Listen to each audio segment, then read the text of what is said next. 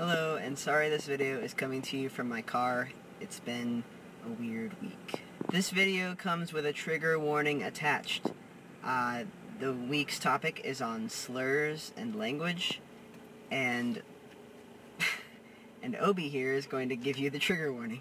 I will be using terms and language that many people in the LGBTQ community find offensive or hurtful. I will not be using this language in a hurtful way or directed at anyone. It's mainly just for purposes of clarity. So if you find this sort of language triggering, I would urge you to click away right now. And this is probably not the video for you, but check out our other videos. Okay, here we go. Trigger warning over. This week we're going to be talking about words like tranny and shemale and other terms that have been used in a hurtful way against the trans community, and whether they can be reclaimed, and whether it's if it's ever okay to use them in any context. So my initial reaction to this sort of language is to just, when in doubt, don't use it ever, because it has been used in such a hurtful way for so long. And for many people it is very triggering, and it's very upsetting to hear these words spoken, even if they're not spoken in a way that is meant to hurt them. Words in themselves do have power, because words create memories. Many of us have memories of being called names like this. I have memories of, being bullied and people whispering, "Is it a boy or a girl?" And people in high school leaving. Oh man, I just got really dizzy. See? I'm like revisiting these memories and getting freaking dizzy from it. Jesus. Okay. And getting drunken voicemails from people at my high school calling me a dyke and just awful things. Because these words have such power, it's best to be absolutely sure that everyone you are around, if you choose to use terms like these, if everyone you're around is okay with you using them. And I would also argue that it's best to just use them within this community. Like, the word tranny, I think, should only be used within the transgender community by trans people.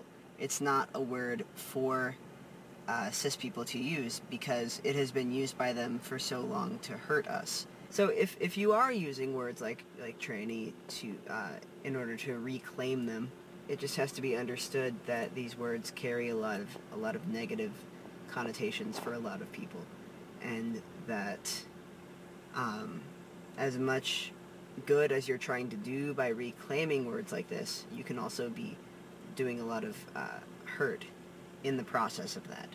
So you just have to be mindful. You just have to be mindful about where you use these terms, and who's around when you use them, and how you use them, and that sort of thing.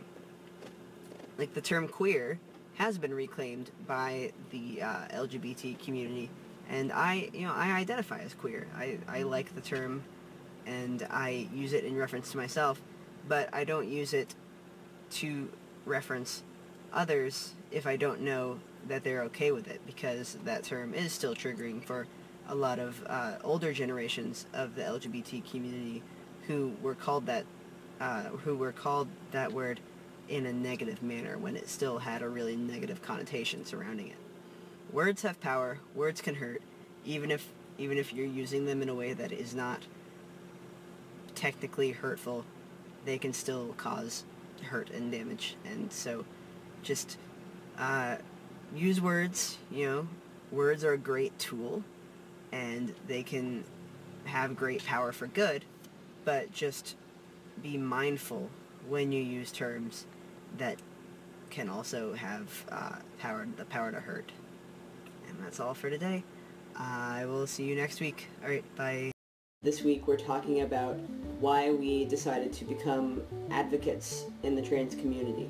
Why do I sit here every week and make a video for you guys? And why do I post videos on my personal channel? It basically just started out as a way to document my transition on my personal channel,